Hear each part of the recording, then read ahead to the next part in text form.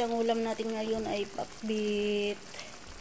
Meron po tayong hinalo dyan na bunga ng malunggay.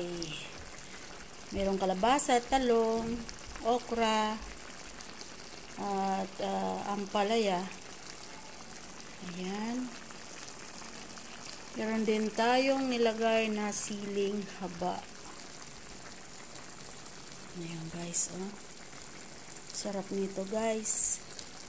At syempre, hindi mawawala dyan yung bagoong na alamang. Ayan. Yun ang ating pinaka asin.